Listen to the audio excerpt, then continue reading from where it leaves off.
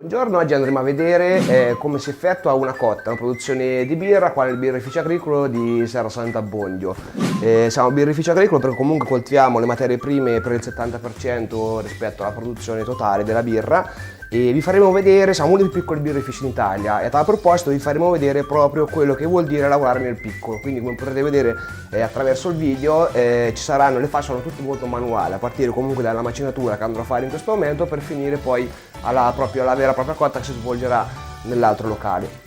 Oggi andremo a vedere la ricetta della Santonda, che è una birra red ale ad alta fermentazione, sono 6 gradi e mezzo e utilizzeremo 4 tipologie di mate diverse derivanti tutte e 4 dal Kobi. Come prima fase, come faccio vedere, sarà quella della macinatura, quindi andremo a pesare la nostra miscela di malti.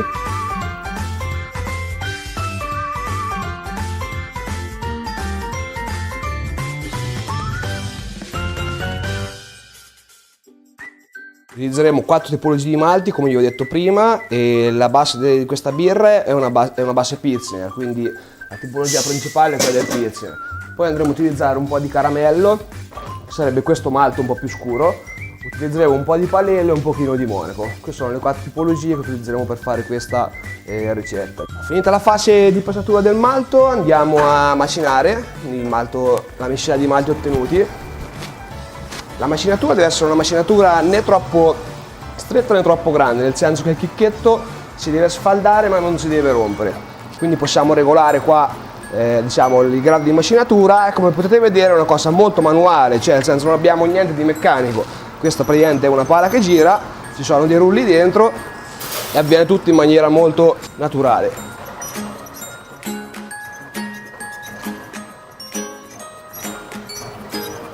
Allora, questo, come vedete, è la miscela di malti ottenuta una volta macinata. Adesso andremo a metterla nel nostro macchinario di ammostamento. Allora, la fase che andremo a fare adesso è quella del riempimento della caldaia. Riempiamo con l'acqua di rete, che è un'acqua qua, la sorgente del Monte Cadria. È un'acqua molto dura, ideale per le nostre birre, specialmente per birre corpose e birre alcoliche. Allora, la prossima fase è quella di andare a riempire, una volta riempita la caldaia con l'acqua che dicevamo di corrente, andiamo a riempirla con i malti macinati prima.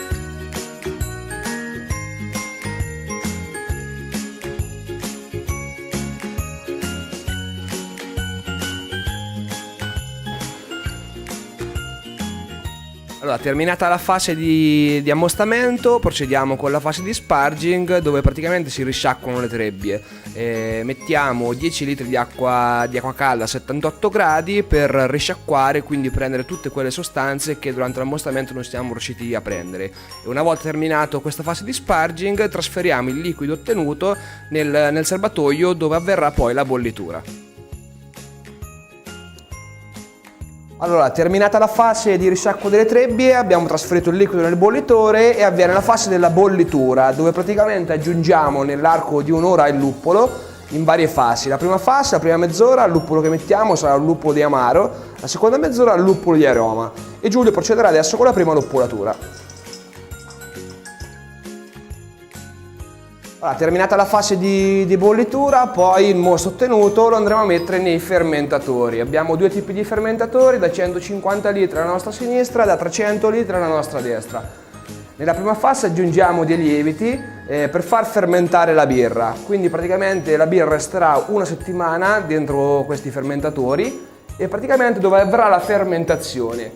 E questi sono i gorgogliatori che praticamente tramite questi si può vedere l'avvenuta fermentazione tramite la fuoriuscita di bollicina all'interno appunto del gorgogliatore.